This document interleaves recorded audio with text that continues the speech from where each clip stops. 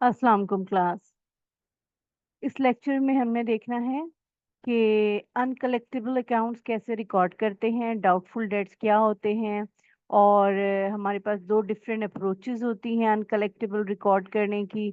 एक balance sheet approach है और एक इनकम स्टेटमेंट अप्रोच है। तो इस लेक्चर में हम ये दोनों अप्रोचेस कवर करेंगे और हम देखेंगे कि इनकी एंट्रीज में क्या डिफरेंस होता है, इनकी अमाउंट कैलकुलेशन में क्या डिफरेंस होता है।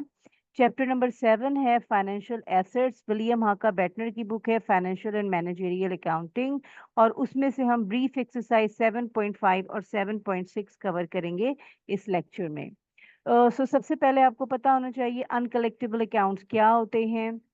जब कोई भी कंपनी क्रेडिट पे सेल करती है, यानी कस्टमर्स को आप क्रेडिट पे सामान सेल करते हैं, तो फिर ज़रूरी नहीं कि जितना भी आपने क्रेडिट पे सेल किया हो वो सारी की सारी अमाउंट 100% रिकवर हो जाए।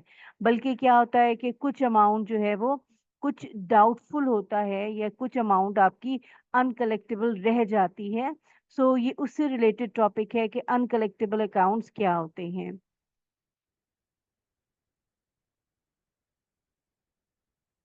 Monthly estimates of credit losses, her month के एंड पे जो कंपनी है वो ये एस्टिमेट करती है कि जो क्रेडिट पे सेल की थी उसमें से कितने परसेंट आपके अनकलेक्टेबल रह जाएंगे। सो वो अनकलेक्टेबल कहलाते हैं और फिर हम उसको एडजस्ट करते हैं अलाउंसफुल डाउटफुल डेट्स में। अलाउंस ये भी एस्टिमेटेड अमाउंट होती है और इसको एस्टिमेट करने के दो डिफरेंट अप्रोचेस होती हैं, बैलेंस शीट अप्रोच और इनकम स्टेटमेंट अप्रोच। यानी जब आप क्रेडिट पे सेल करते हैं, कस्टमर्स ने आपको पैसे देने होते हैं, तो ये ज़रूरी नहीं कि 100% क्रेडिट सेल्स जो कि आपने कस्टमर से कैश रिसीव करना है वो कैश रिसीव हो जाए, बल्कि स्टिल कुछ अमाउंट रिसीव नहीं हो पाती। किसी भी वजह से हो सकता है वो कस्टमर आपका बिजनेस छोड़ के चला जाए, उसकी डेथ हो जाए, वो अपना बिजनेस कंटिन्यू ना करे, किसी भी वजह से चेंज कर दे, तो वो अमाउंट आपकी अनकलेक्टेबल रह जाती है। सो उसके लिए फिर हम allowance for doubtful accounts create करते हैं। वन बाय वन हम देखेंगे बैलेंस शीट अप्रोच क्या होती है और इनकम स्टेटमेंट अप्रोच क्या होती है। सो सबसे पहले हम देखते हैं कि हमारे पास जो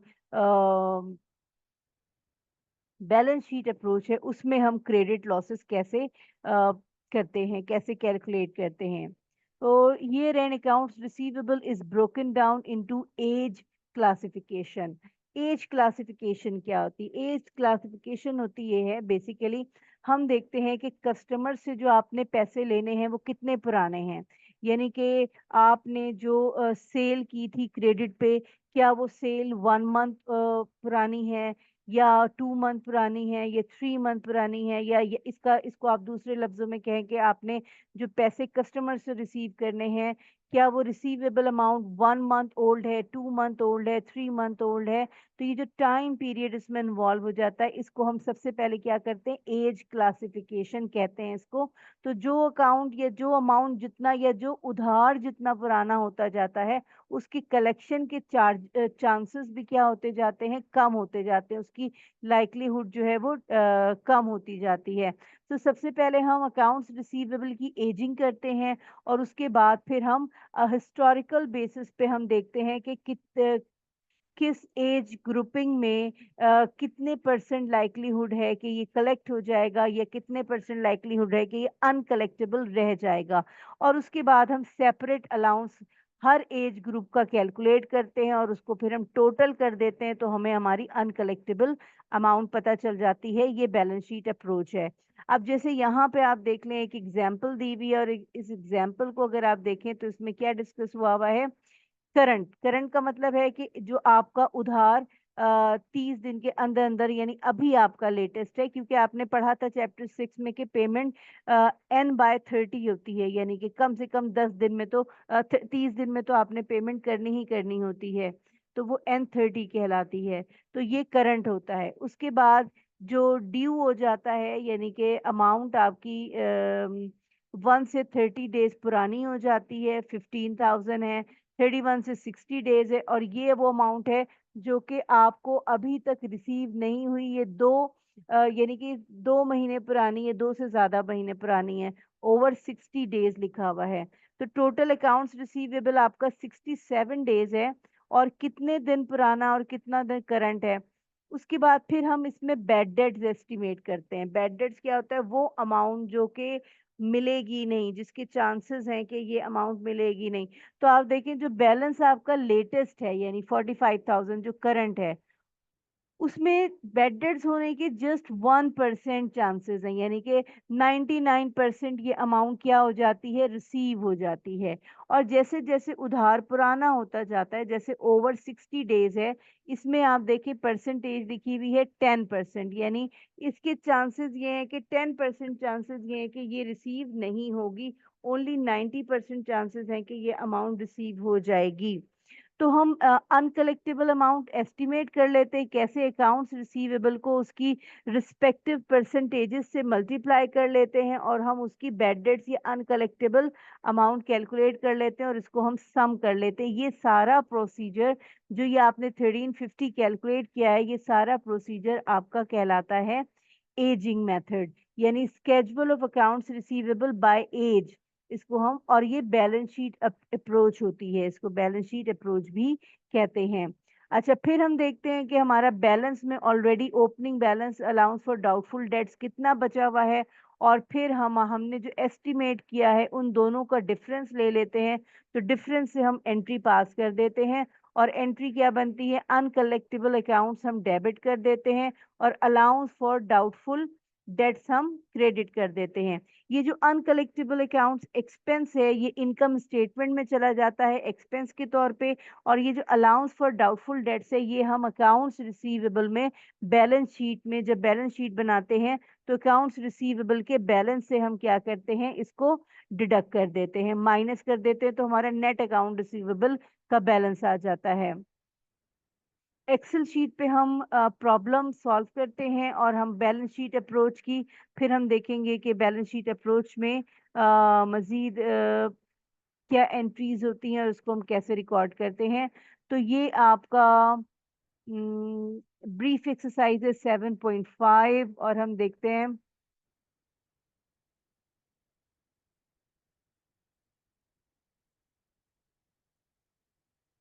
दिस वन। सो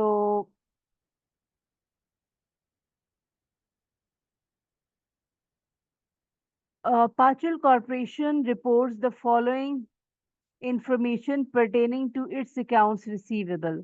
अब ये देखें, ये आपको दिया हुआ है कि कितने अमाउंट है, यानी ये आपको अमाउंट दी हुई है जो कि अकाउंट्स रिसीवेबल की है, और ये आपको दिया हुआ है कि ये कितने टाइम का ड्यू है, पास ड्यू डेज पास ड्यू है, यानी कि कितना उधार पुराना है, 1 से 30 डेज, 31 से 60 डेज, 61 से, और ये करंट है, ये अभी लेटेस्ट है, और इनसे रिलेटेड इनकी परसेंटेजेस भी हैं। तो अब हम सबसे पहले हम यहाँ पे एक चार्ट बना लेते हैं, जिसको हम कंप्यूटेशन, इसकी हम हेडिंग डाल देते हैं, कंप्यूटेशन ऑफ, हम क्या चीज कैलकुलेट कर रहे हैं, हम कैलकुलेट कर रहे हैं अनकलेक्टेबल अमाउंट, यानी कि आप कह लें कि जो डाउटफुल अकाउंट है या अनकलेक्टेबल अमाउंट है,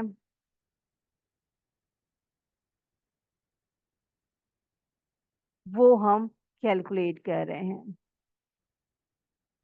तो अनकलेक्टेबल अमाउंट जब हम कैलकुलेट कर रहे हैं,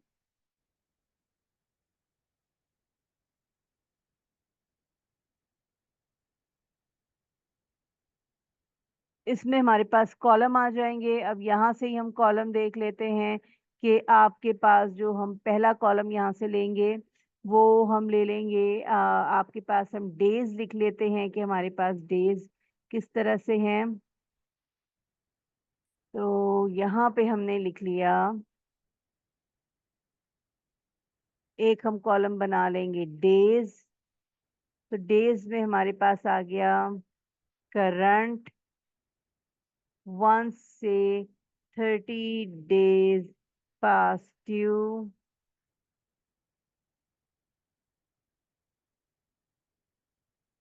तो 1 से 30 हो गया।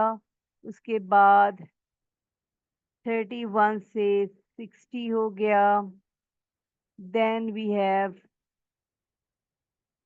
61 से 90 डेज हो गए, और यहाँ पे आ जाएगा ओवर 90 डेज। सो ये हमारा पहला कॉलम था। दूसरा कॉलम हम बना लेते हैं अकाउंट्स रिसीवेबल का। अकाउंट्स रिसीवेबल्स, और इसकी अपनी अमाउंट दी हुई है। जो करंट है अकाउंट्स रिसीवेबल वो कितना है, वो 60,000 है। फिर 40,000 है। फिर 25,000, 12,000, 2,000। तो ये आपकी अकाउंट्स रिसीवेबल की अमाउंट है। इसके अलावा जो आपको यहाँ पे परसेंटेज दी हुई है, तो यहाँ पे परसेंटेज हम लिख लेते हैं। बैड डेट्स परसेंटेज है, तो ये आ गया estimated bad debts percentage. Okay, तो सबसे पहले जो आपके हैं वो करंट है वो 2% है, देन 4% है, देन 16। यानी आप देख लें जैसे जैसे उधार पुराना होता जा रहा है उसके बैड डेट्स की परसेंटेज भी क्या होती जा रही है, बढ़ती जा रही है।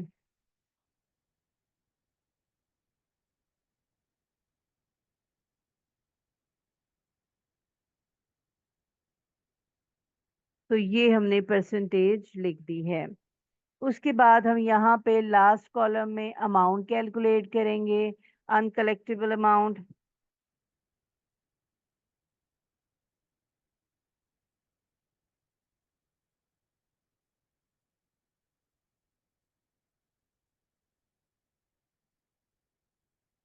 तो अनकलेक्टेबल अमाउंट हम कैसे कैलकुलेट करेंगे, सिंपल अकाउंट्स रिसीवेबल को मल्टीप्लाई कर देंगे।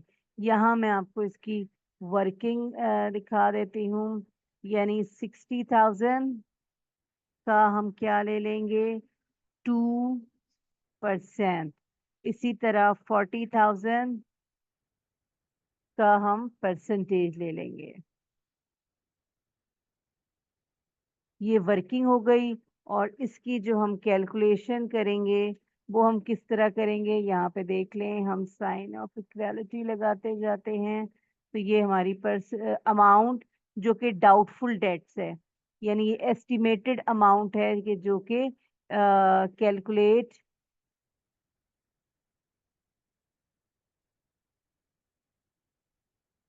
होने के चांसेस नहीं है, यानी ये डाउटफुल है।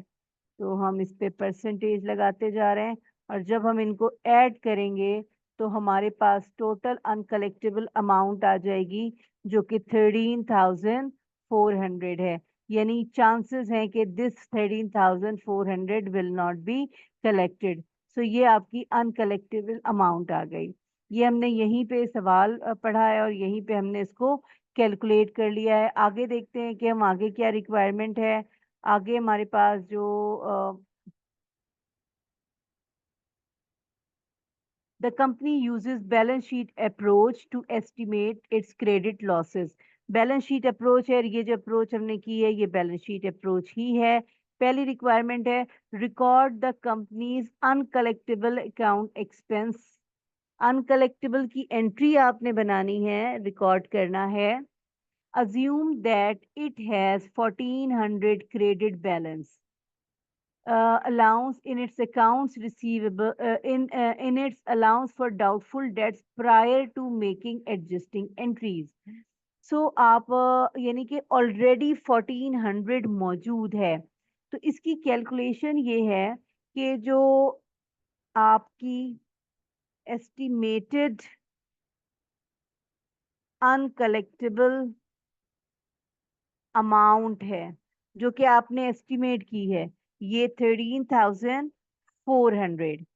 इसकी एडजस्टमेंट क्या होती है कि इसमें हम हमेशा लेस कर देते हैं जो कि अलाउंस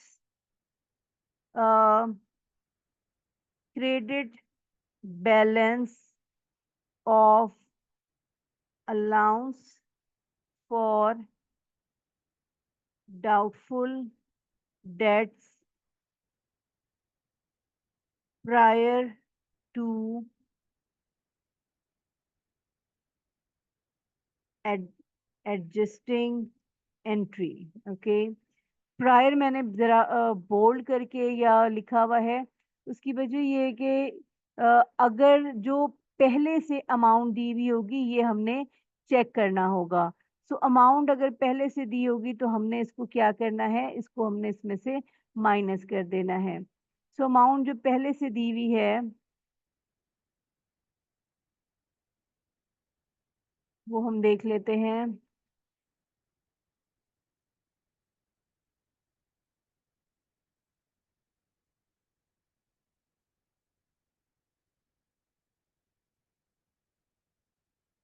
हम्म,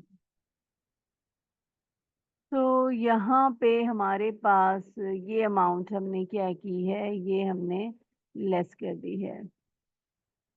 तो यहाँ प्रायर पे हमारे पास कितना है 14, तो माइनस हम क्या कर देंगे 1400। तो जो हमारी अमाउंट माइनस करके आएगी यानी कि उससे आपकी एंट्री पास होगी।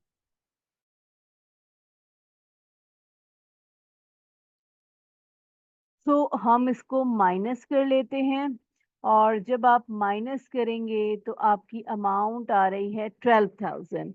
सो दिस 12,000 इससे आपकी एंट्री पास होगी, यानी कि ये एंट्री है, इससे एंट्री पास होगी। बिल्कुल इसी तरह, बल्कि हम फिलहाल एंट्री पास करते हैं। रिक्वायरमेंट नंबर हमारी है ए रिक्वायरमेंट। सो यहाँ पे हम हेडिंग डाल रहे हैं ए रिक्वायरमेंट की, और ए रिक्वायरमेंट की हम एंट्री पास कर रहे हैं। ओके, सो एंट्री हमारी वही होगी, एक कॉलम हमारा डेबिट का है, एक कॉलम हमारा क्रेडिट का है।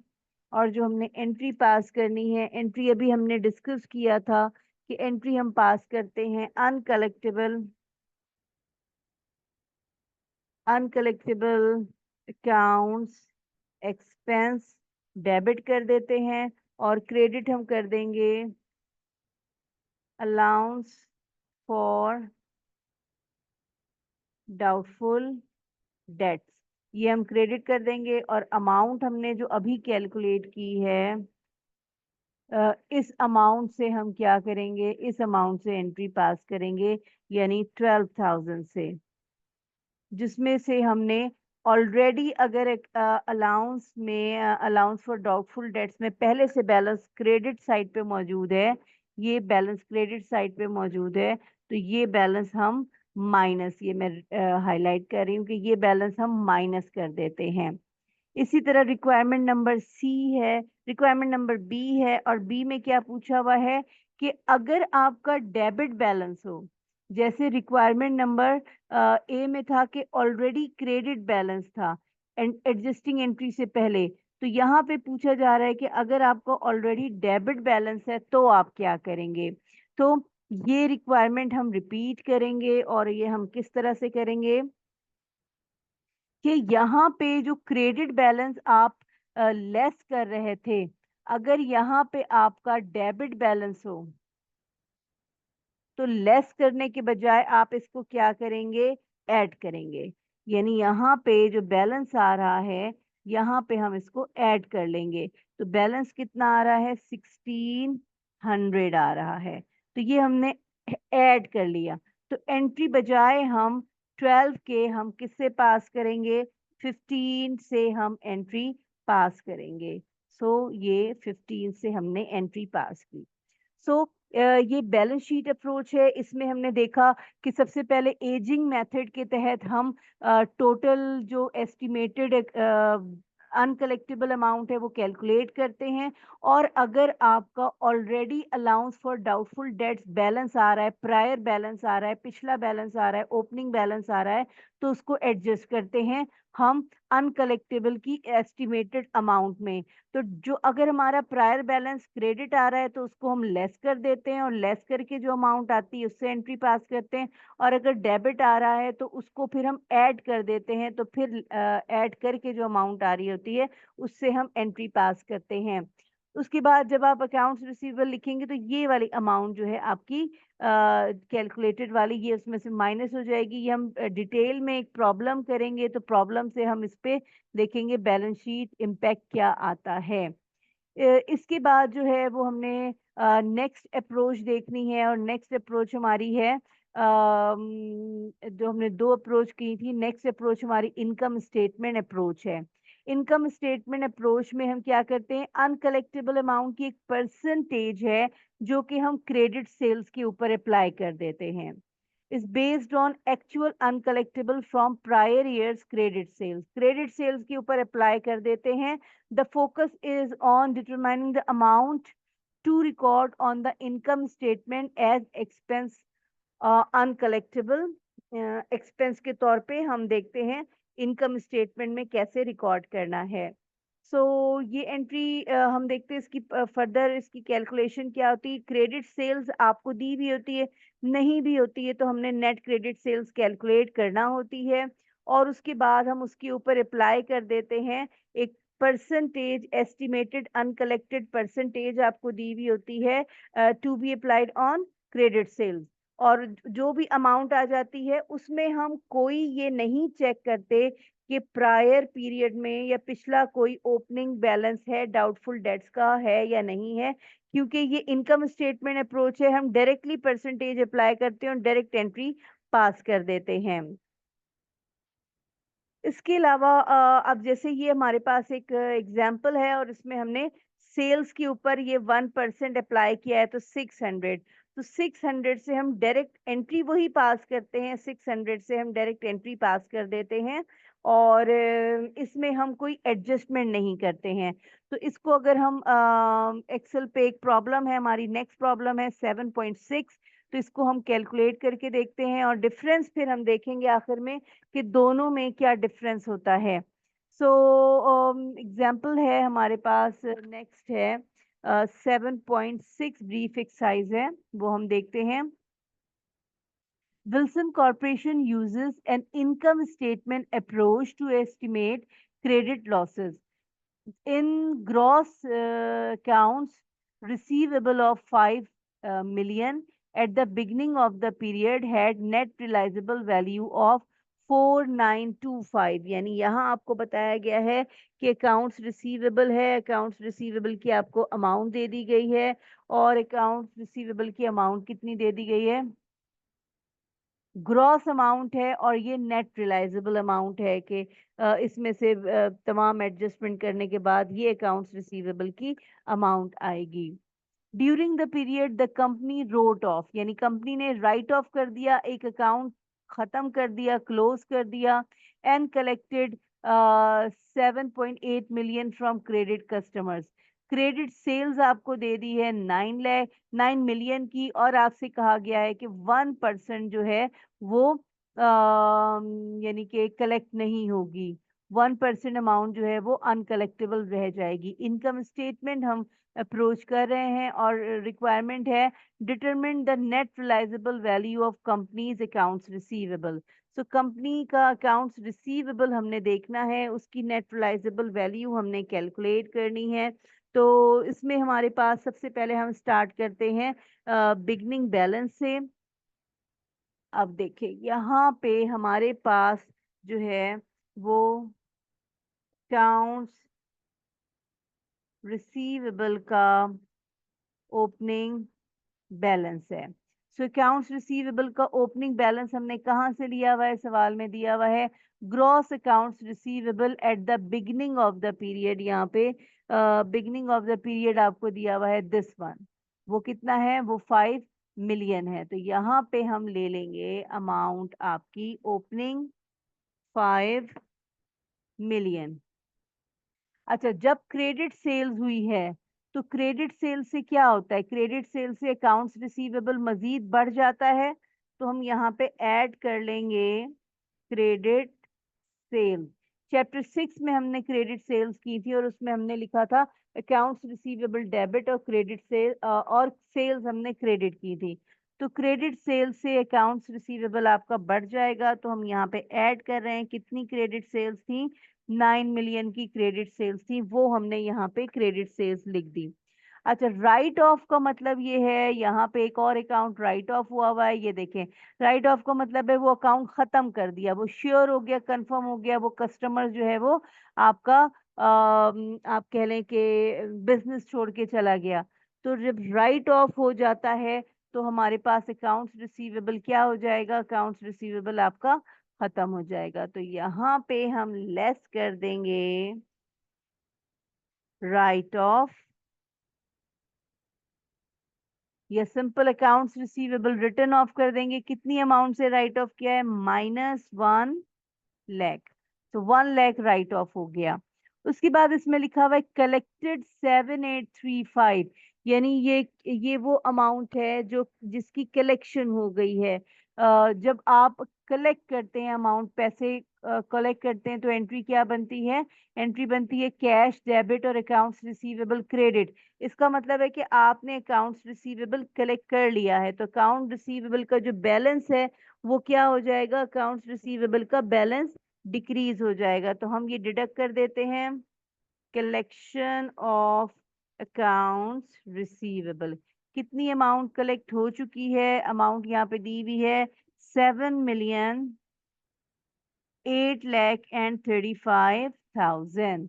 ये यहाँ पे ये लिखी हुई है, दिस वन। तो ये कलेक्ट हो चुकी है। तो अब अगर हम अकाउंट्स रिसीवेबल का एंडिंग बैलेंस कैलकुलेट करना चाहें, तो अकाउंट्स रिसीवेबल का एंडिंग बैलेंस हम देखते हैं कि क्या आ रहा है। हम इसको सम कर लेते हैं और हमारे पास अकाउंट्स रिसीवेबल का क्लोजिंग बैलेंस आ रहा है। This balance is accounts opening के बजाय ये कौन सा बैलेंस हो जाएगा, क्लोजिंग बैलेंस। यानी कि पीरियड एंड पे जो अकाउंट्स रिसीवेबल का बैलेंस आपको शो हो रहा है, वो कितना शो हो रहा है, वो आपको 6065 शो हो रहा है। ओके, सो हम बेसिकली हमारा मेन ऑब्जेक्टिव है नेट रिलाइजेबल वैल्यू हम निकाल रहे हैं। तो नेट रिलाइजेबल वैल्यू हम कैलकुलेट करके देख रहे हैं कैसे कैलकुलेट करते हैं। इसके बाद जो सेकंड कैलकुलेशन होती है बैलेंस शीट अप्रोच में, वो हम निकालते हैं अलाउंस फॉर डाउटफुल डेट्स का क्लोजिंग बैलेंस। यानी कि हम यहाँ पे कैलकुलेट करते हैं closing balance of allowance for doubtful debt. और इसकी क्या कैलकुलेशन होती है, हम सबसे पहले देखते हैं कि डाउटफुल डेट का कोई प्रायर बैलेंस मौजूद है या नहीं है। तो हम यहाँ पे डायरेक्ट डाउटफुल डेट्स का प्रायर बैलेंस नहीं दिया हुआ, लेकिन यहाँ पे देखें ग्रॉस अकाउंट्स रिसीवेबल 5 मिलियन है और नेट रिलाइजेबल वैल्यू 495 है। यानी कि जो अकाउंट्स रिसीवेबल है, यहाँ पे हम ओपनिंग लिख रहे हैं, जो अकाउंट्स रिसीवेबल ग्रॉस है वो कितना है, वो आपको दिया हुआ है उसने 5 मिलियन। इसमें से हम लेस करते हैं, लेस करते हैं allowance allowance for doubtful debt. So allowance for doubtful debt तो हमें दिया हुआ नहीं है, हमें नहीं पता। जब हम माइनस करते हैं तो हमारे पास आ जाता है अकाउंट्स रिसीवेबल की नेट रियलाइजेबल वैल्यू। तो नेट रियलाइजेबल वैल्यू हमें दी हुई है 4,09,25,000। ये हमें वैल्यू दी हुई है। तो अगर हम इन दोनों का डिफरेंस ले लें, इन दोनों का डिफरेंस ले लें, तो हमें अलाउंस फॉर डाउटफुल डेट्स की अमाउंट पता चल जाएगी। तो हम रिवर्स कैलकुलेशन अगर हम करते हैं, तो यहाँ पे हमारे पास जो डिफरेंस आएगा वो डिफरेंस कितना आएगा, यानी कि 5 मिलियन में से माइनस कर दें 4925, तो 75। सो अकाउंट्स, ये क्योंकि ये ओपनिंग है, यहाँ पे हमने ओपनिंग की हेडिंग डाली हुई है, तो ये अलाउंस फॉर डाउटफुल डेट यानी at the start of the month ये मौजूद था। तो यहाँ पे हम जब हम क्लोजिंग बैलेंस कैलकुलेट करते हैं तो सिंपल ये वही तरीका है कि हम opening balance of of allowance for doubtful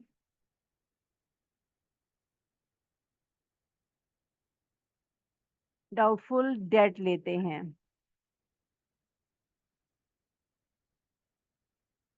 जो कि अभी हमने कैलकुलेट किया $75,000। यहाँ हम साइन लगा देते हैं $75,000। उसके बाद हम क्या करते हैं, उसके बाद हम ये करते हैं कि हम देखते हैं अनकलेक्टेबल एक्सपेंस कोई अगर मौजूद है, क्योंकि ये बैलेंस शीट अप्रोच है तो इसमें एजिंग तो हम यूज नहीं करेंगे, लेकिन सेल्स के ऊपर डायरेक्ट परसेंटेज होती है। ये सेल्स की अमाउंट है।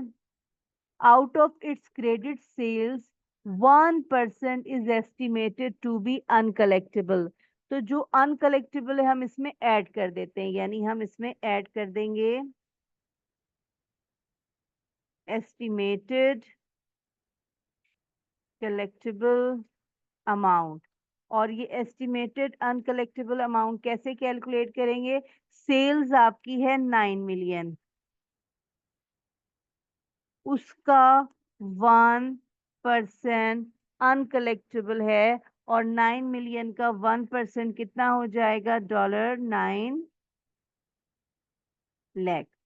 तो 9 लाख यहाँ पे क्या आ रहा है हमारा? अनकलेक्टेबल। इसको हम बढ़ा देते हैं क्योंकि ये आपका अब कलेक्ट नहीं होना है, तो ये प्लस हो जाएगा। इसके अलावा हमने एक डायरेक्ट राइट ऑफ किया था, ये मेथड है, ये यही प्रोसीजर है। जो डायरेक्ट राइट ऑफ होता है वो भी क्या हो जाता है आपका? वो माइनस हो जाता है। तो हम इसमें से लेस कर देंगे डायरेक्ट राइट ऑफ। और डायरेक्ट राइट ऑफ ये देखिए, ये 1 लाख आपने डायरेक्ट राइट ऑफ किया है, तो यहाँ से भी हम डायरेक्ट राइट ऑफ जो है वो 1 लाख माइनस कर देंगे।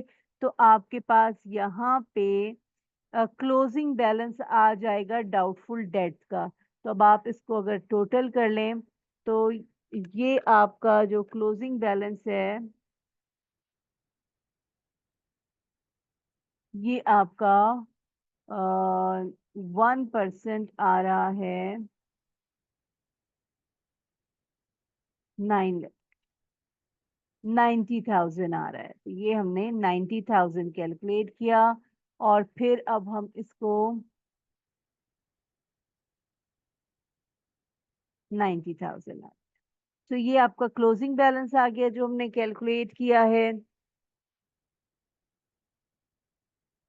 इसके बाद आपसे नेट रियलाइजेबल वैल्यू पूछी हुई है। नेट रियलाइजेबल वैल्यू हम कैसे, ये बिल्कुल ये सामने आपका तरीका है। ये ओपनिंग था, यहाँ पे हम क्या लिख देंगे? क्लोजिंग। सो अकाउंट्स रिसीवेबल का क्लोजिंग बैलेंस कितना आ रहा है? क्लोजिंग बैलेंस अभी हमने कैलकुलेट किया अकाउंट्स रिसीवेबल का, दिस वन। तो ये क्लोजिंग बैलेंस ले जाएंगे, और ये डाउटफुल डेट्स का क्लोजिंग बैलेंस ले जाएंगे, तो नेट रियलाइजेबल वैल्यू आ जाएगी। सो अकाउंट्स रिसीवेबल का क्लोजिंग बैलेंस आ रहा है $6,065,000। और इसमें से हम माइनस कर देंगे डाउटफुल डेट्स जो कि 65,000 आ रहा है। तो जब हम इसकी फर्दर कैलकुलेशन करेंगे तो हमारे पास आ जाएगा अकाउंट्स रिसीवेबल का net realizable value at the end of the period. तो at the end of the period net realizable value आपको ये गिवन है। तो एक्चुअली ये अमाउंट जो है, जो कि मैं हाईलाइट कर रही हूँ, ये आपकी रिक्वायरमेंट थी। ये रिक्वायरमेंट हमने कैलकुलेट करनी थी, net realizable value at the end of the accounting period. ये देखिए लिखा हुआ है at the end of the accounting period. So ये इनकम स्टेटमेंट अप्रोच है, इसमें हमने कोई एस्टिमेटेड को प्रायर अलाउंस बैलेंस से एडजस्ट नहीं किया, सिंपल हमने अमाउंट कैलकुलेट की है, बैलेंस कैलकुलेट की है और हमने एंट्री पास कर दी है। अच्छा, अब अगर इसमें आपसे एंट्री अगर पूछी जाए तो एंट्री आपने 65,000 से एंट्री बनानी है, अनकलेक्टेबल अकाउंट्स एक्सपेंस डेबिट और allowance for doubtful debts credit.